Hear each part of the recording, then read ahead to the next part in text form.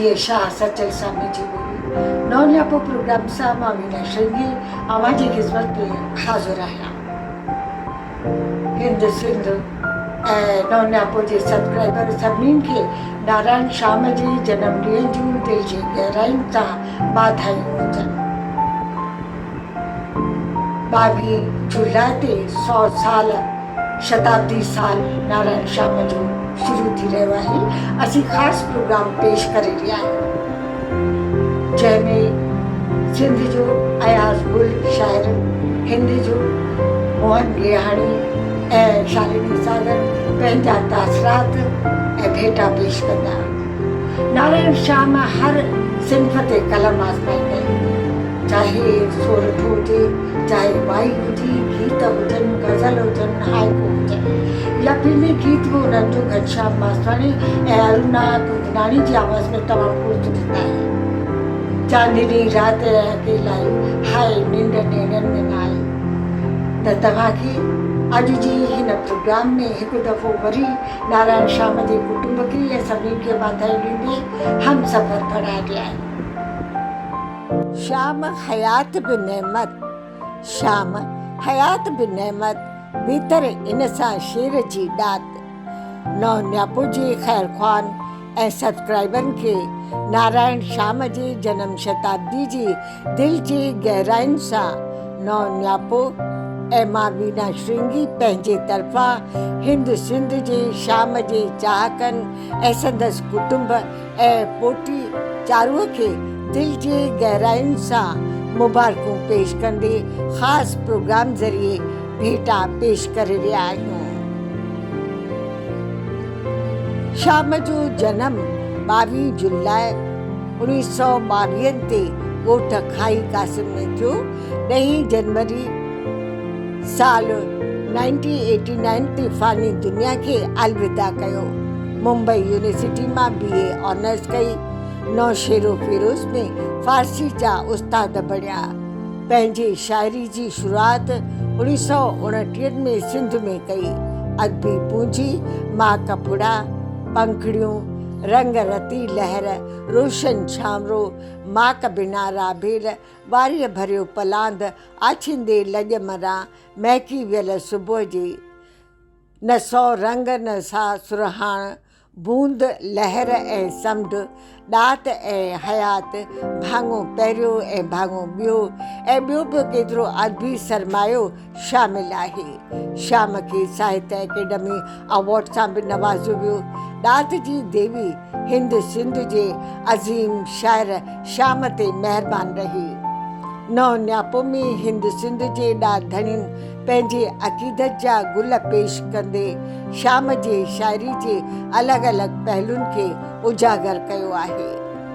सिंध जे बर्ख शाइर अयाज़ गुल, हिंद जे मोहन गेहाणी, ब्रॉडकास्टर शालिनी सागर शाम खे भेटा पेश कई आहे त ॿिए तरफ़ शाम जी शाइरीअ खे फनकारनि साज़ ऐं आवाज़ ज़रिए सुरनि जे माला में पिरोए मालामाल कयो आहे। पद्मश्री शांति हीरानंद जे आवाज़ में शाइरी जी झलक ॿंडींदे सिलसिले खे अॻिते वधाए रहिया आहियूं।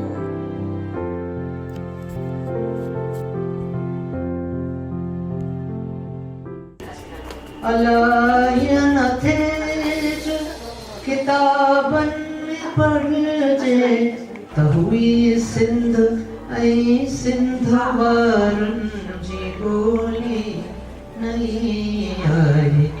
नित नास वारनि जी ॿोली अदाउनि इशारुनि निगाहुनि जी ॿोली। शांति हीरानंद शाम जा यादगार गज़ल सुरनि सां सजाया आहिनि। मस्तु नेणनि जे ॾिसण सां चढ़िया खेप खुमार, मस्तु नेणनि जे ॾिसण सां चढ़िया खेप खुमार, हाय अॼु ताईं बि मां होश संभारे न सघियुसि।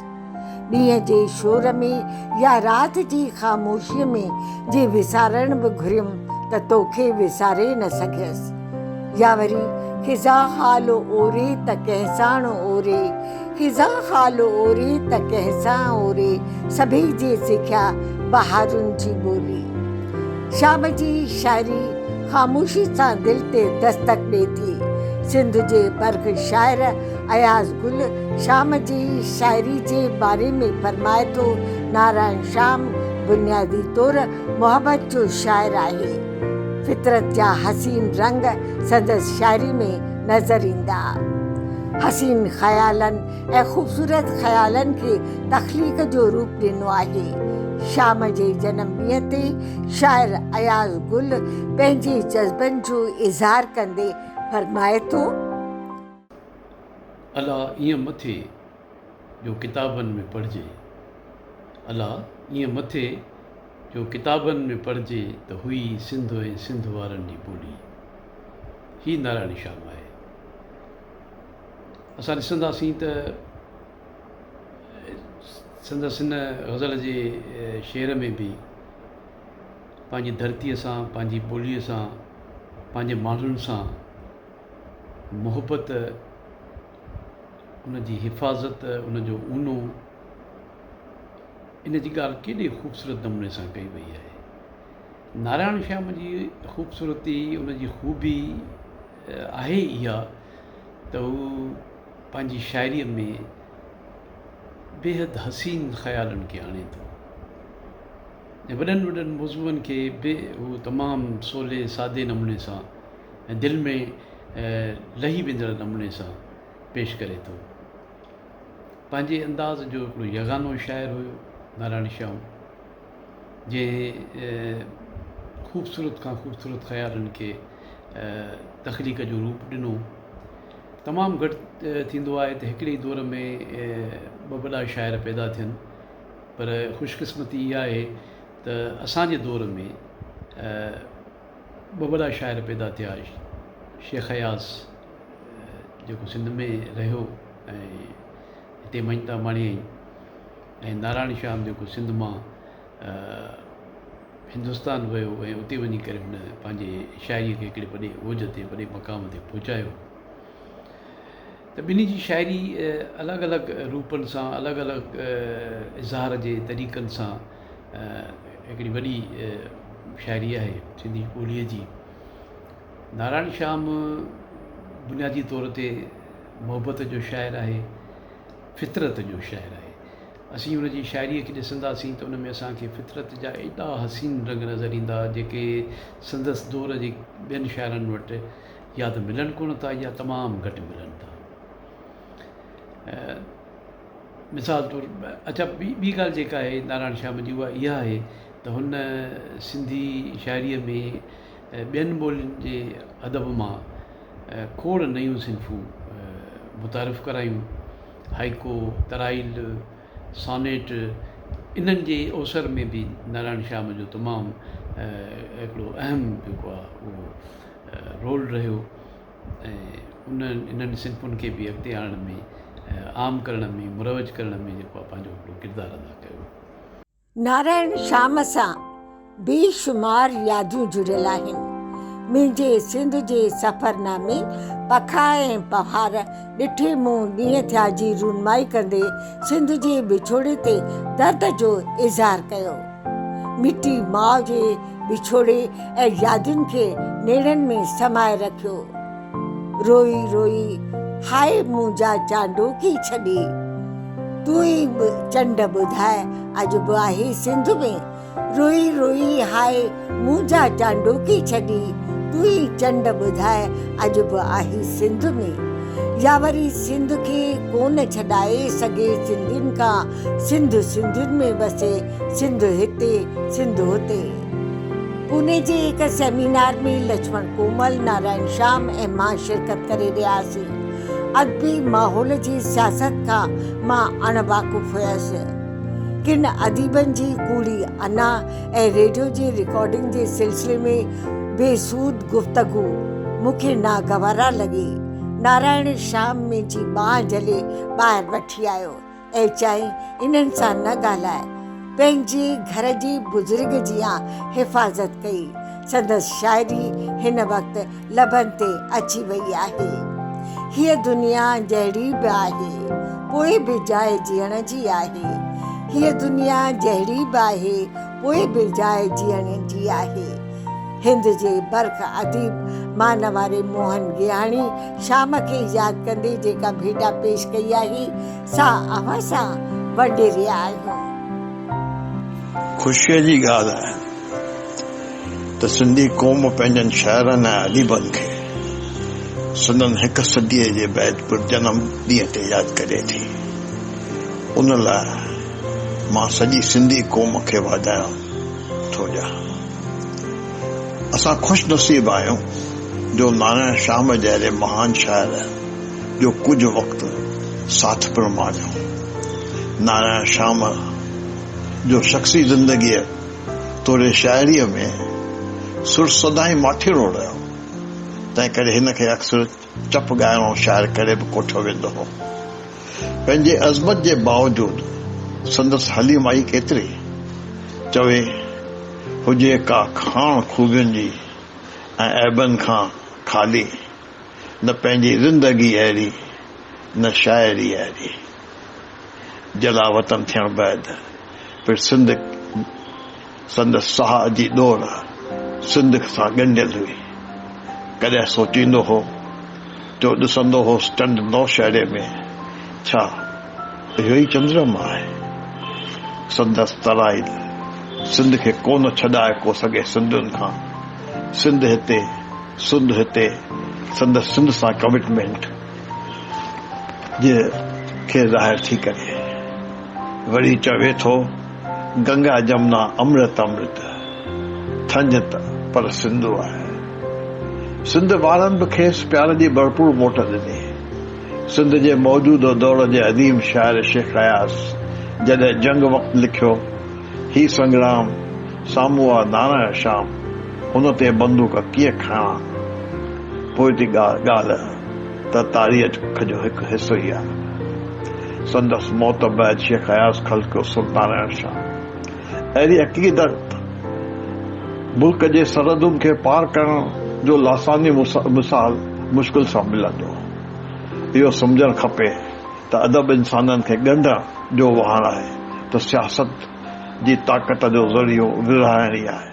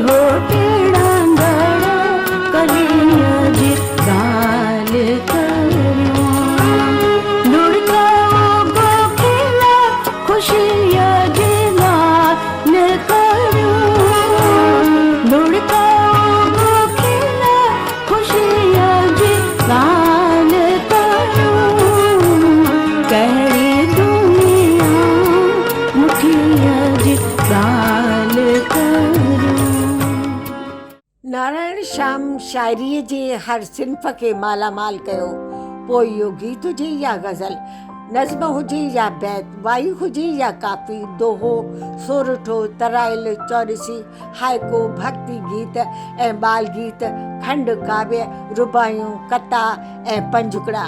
हिक दोहे में फरमाए थो, आहे असांजी ज़िंदगी धुंधली धुंधली जोत, रोशन रोशन छांवरो लेकिन आहे मौत। त ॿिए तरफ़ सोरठ में फरमाए थो, रोई रोई हाय मुंहिंजा चांडोकी छॾी, तूं ई चंड ॿुधाए अॼु बि आहे सिंध में। शाम जी हयातीअ दौरान असां शाम सां शाम मल्हाई, जंहिंमें मालवी जे ॻाईंदड़ फनकारनि, शांति हीरानंद ऐं ॿियनि कलाकारनि शाम जा गीत गज़ल संदसि मौजूदगी में ॻाता। उन वक़्तु शाम फनकारनि तरफ़ां ॻातल संदसि गीत ऐं संगीत जे माहौल जो लुत्फ़ उहे माणे रहिया हुआ। मालवी तंज़ीम तरफ़ां प्रेस क्लब ऑफ इंडिया में चेटीचंड सिंधियत ॾींहं ते शाम जी हिक रचना जी झलक अव्हां सां नौनियापो में वंडे रही आहियां। ज़िंदगी जी राह में डोड़ी जॾहिं थकिजी पवां, यादि तोखे थो करियां, ही बि माणियां हू बि माणियां, दिलि घुरे छा छा नथी।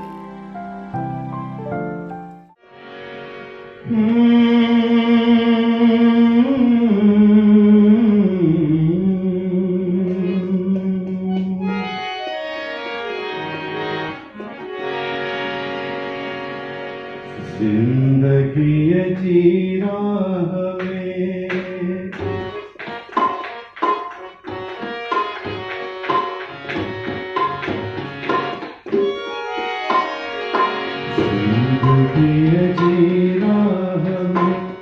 थोड़ी जगह थक जी याद तो के तो करिया, याद तो के तो करिया। जिंदगी की राह में थोड़ी जगह थक जी याद तो के तो करिया, याद तो के तो करिया।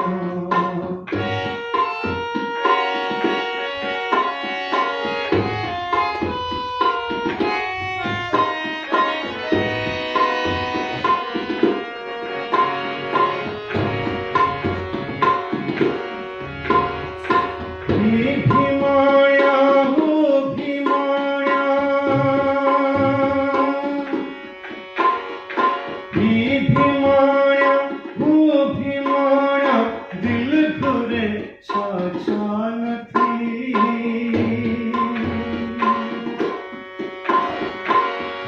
भी माया हो भी माया, दिल घुरे छा छा नथी। चंद तारा यारे आया, दिल घुरे छा छा नथी। चंद तारा यारे आया, दिल घुरे छा छा नथी। कर चढ़ी पहुँचण बजाए, कर चढ़ी पहुँचण बजाए, जगह तेरी भटकी पवां। याद तो के तो कया, याद तो के तो कया। मैं कर रहा था गमे जहां का एहसास, मैं कर रहा था गमे जहां का एहसास, आज तो याद बेहिसाब आया। नारायण शाह में शेख अयाज़ हिंद सिंध जे ॾाढ धणियुनि ऐं फनकारनि जी दिलनि में उहे समायल आहिनि। अयाज़ त शाम जे नाव सां सुर जी रचना बि कई आहे। अयाज़ जा ही ॿोल साम्हूं आ नारायण शाम, ही संग्राम साम्हूं आ, हिन ते कीअं बंदूक खणा, हिन खे गोली कीअं हणां मां, हिन खे गोली कीअं हणां मां। खेसि कविता जो काक धणी करे कोठियो आहे। लेखिका ऐं सीनियर ब्रॉडकास्टर शालिनी सागर सिंधियत प्रेमियुनि सां पंहिंजूं सारोणियूं ऐं तासरात वंडे रही आहे। शालिनी सागर। नमस्कार।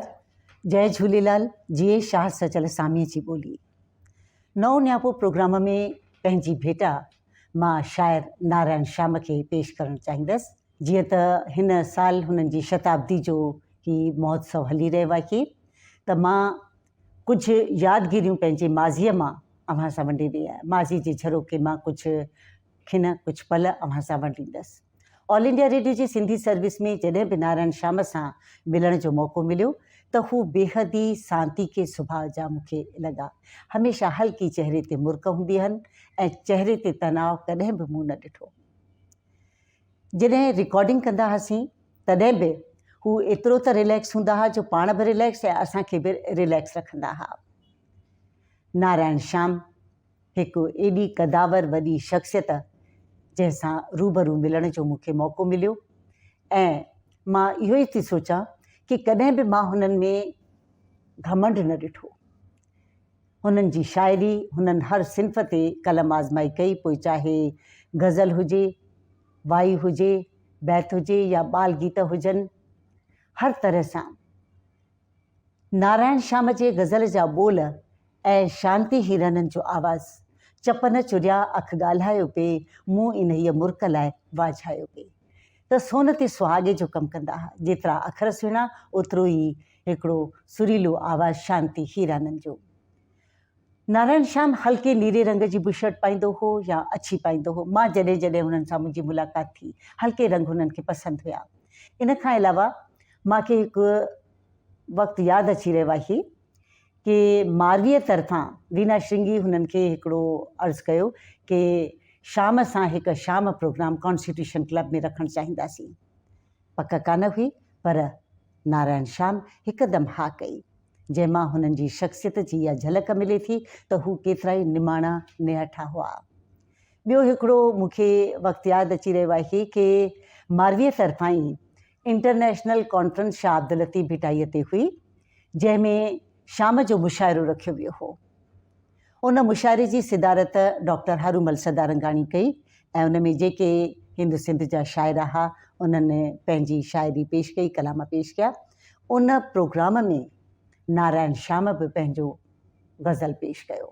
त इहा मतिलबु हुननि जी निहठाई आहे जो हुननि असां सां एतिरो सहकार ॾिनो ऐं कॾहिं बि महसूसु थियणु न ॾिनो त हू एॾी वॾी क़दावर शख़्सियत आहिनि ऐं असीं हिकिड़ा आम रवाजी शाइर आहियूं। अॼु मां ईअं चवंदसि त वीना श्रृंगी खे घणियूं घणियूं वाधायूं जो पहिरियों प्रोग्राम वीना नारायण श्याम ते ई शुरूआति कई हुई नओं न्यापो जी, ऐं हाणे वरी ही प्रोग्राम अव्हां जे आॾो पेश आहे। मुबारकूं ऐं उमेद था कयूं त हीउ प्रोग्राम अञा बि अॻिते ऐं अॻिते वधंदो, तरक़ी कंदो। महिरबानी। नारायण श्याम जा गीत गज़ल आम ऐं ख़ासि जे लबनि ते रस कनि था। हिज़ा हाल ओरी त कहसान ओरे, हिज़ा हाल ओरी त कहसान ओरे, सभई जी सिख्या बहारुनि जी ॿोली, निगाहुनि अदाउनि इशारनि जी ॿोली, नई आहे नित नाज़ वारनि जी ॿोली। संगीत जे सिलसिले सां सभिनीनि खे नारायण श्याम जी जनम शताब्दी ऐं सालगिरह जूं वाधायूं पेश कंदे मां वीना श्रृंगी ईंदड़ प्रोग्राम ताईं अव्हां खां इजाज़त वठी रही आहियां। साथ सलामत।